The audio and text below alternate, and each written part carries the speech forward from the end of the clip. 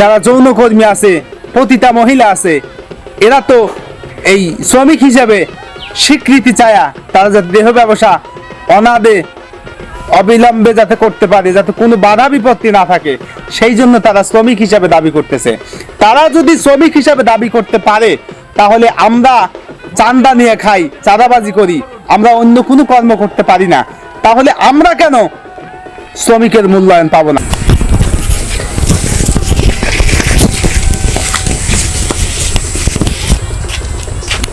আসসালামু আলাইকুম রহমতুল্লাহ।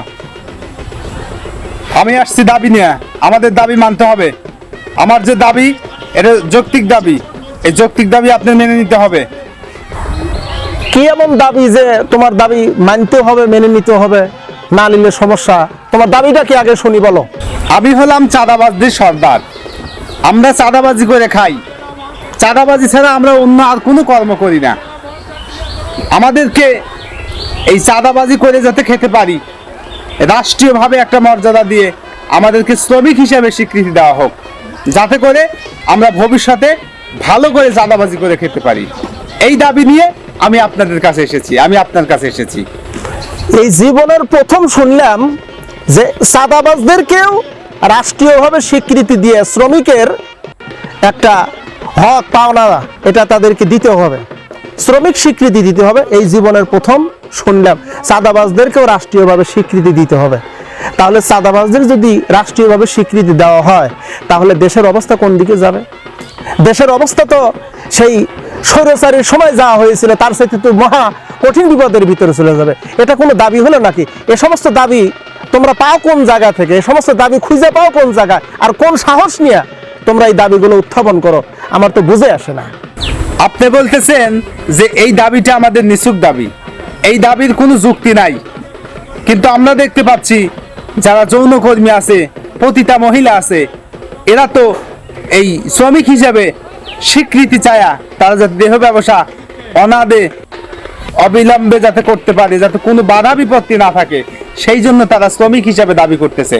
তারা যদি শ্রমিক হিসাবে দাবি করতে পারে, তাহলে আমরা চাঁদা নিয়ে খাই, চাঁদাবাজি করি, আমরা অন্য কোনো কর্ম করতে পারি না, তাহলে আমরা কেন শ্রমিকের মূল্যায়ন পাবো না, শ্রমিক হিসাবে স্বীকৃতি পাবো না? এই জন্য আমি দাবি নিয়ে আসছি, যাতে আমরা যারা চাঁদাবাজি করে খাই, যারা বিভিন্ন জায়গায় মানুষকে ঠকায় খাই, আমরাও শ্রমিকের মর্যাদা চাই। এই শ্রমিকের মর্যাদা আপনাকে দিতে হবে। এইটা হলো আমাদের যৌক্তিক দাবি। বুঝতে পারছি, কথা তোমার বুঝবার পারছি। ঠিক আছে, ভালো কথা। তোমার যুক্তি হলো যে ওই পতিতা দেহ ব্যবসায়ীরা তারা দেহ ব্যবসা করবে টাকার বিনিময়, তাই তো? এইটা শ্রমিক হিসাবে স্বীকৃতি পেতে চায় রাষ্ট্রীয়ভাবে, যাতে তারা অহরহ যখন তখন যেখানে সেখানে, মনে করো যে কলেজে, বাজারে, মার্কেটে, এখানে সেখানে বিভিন্ন জায়গায় টাকার বিনিময়ে দেহ ব্যবসা করতে পারে, এই শ্রমিক স্বীকৃতি দেওয়ার জন্য দাবি করছে। তোমার কথা এটা হলো যুক্তি, তোমার কথা যুক্তি আছে। তোমরাও যে এই যে চাঁদাবাজরা, তোমরা বলতেছো আমাদেরকে শ্রমিক হিসাবে স্বীকৃতি দেওয়া হোক, আমরা চাঁদা তুলে খাবো, আর মানুষ মনে করবে যেন এরা শ্রমিক। এটাই তো কথা। বিষয়টা হলো যে মহিলারা, এই যে পতিতা মহিলারা যারা যৌনকর্মী, এরা শ্রমিকের দাবি করছে, তাদেরকে দাবি কি পূরণ করে দেওয়া হয়েছে? মোটেও দেওয়া হয়নি। তুমি মনে করতেছো তাদের দাবি পূরণ করা হবে? পূরণ করা হবে না। তাদের দাবি যদি পূরণ করা হয়, গোটা বাংলাদেশের ভিতরে দাউ দাউ করে আগুন জ্বলবে। কেন আগুন জ্বলবে তা কি জানো? এই বাংলাদেশে 96% হলো মুসলমান। মুসলমানরা কখনো চাইবে না যে, এই ইসলাম ধর্মের মানুষরা কখনো চাইবে না, ইসলাম কখনো চাইবে না মহিলাদেরকে দেহ ব্যবসার জন্য শ্রমিক হিসাবে স্বীকৃতি দেওয়া হোক। এখন তোমার কাছে জবাব আমি নিতে চাই। এখন তুমি যে চাঁদাবাজের দাবি নিয়ে আসছে যে আমরা শ্রমিকের স্বীকৃতি চাই, চাঁদাবাজি করবো আর শ্রমিকের স্বীকৃতি নেব, এখন এই দাবিটা যদি পূরণ করা যায়, বাংলাদেশের অবস্থা কি হবে তুমি বলো? খাল কেটে বিল হবে, বিল কেটে খাল হবে, রাস্তা কেটে খাল হবে।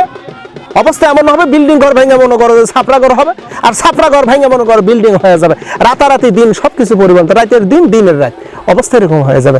কে ছেলে কে মেয়ে, কে ধনী কে গরিব, কোনো সুযোগ নেই। যৌনকর্মীদের দাবিও পূরণ হবে না।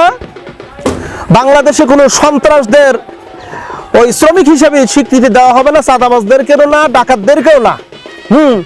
বরং এই দেশের ভিতরে ন্যায় ইনসাফ প্রতিষ্ঠিত করতে যেগুলো তোমাদের দাবি আছে সেই সমস্ত দাবি তোমরা নিয়ে আসো।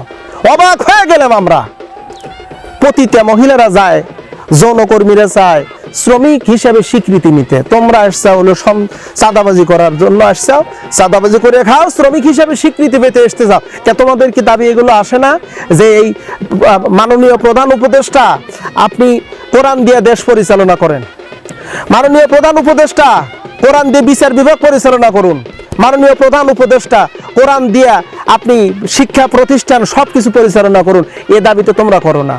তোমরা আকাম কুকাম যা করবে সেইগুলোর দাবি নিয়ে এসছো এখানে, তোমাদের দাবি পূরণ হবে না ইনশাআল্লাহ।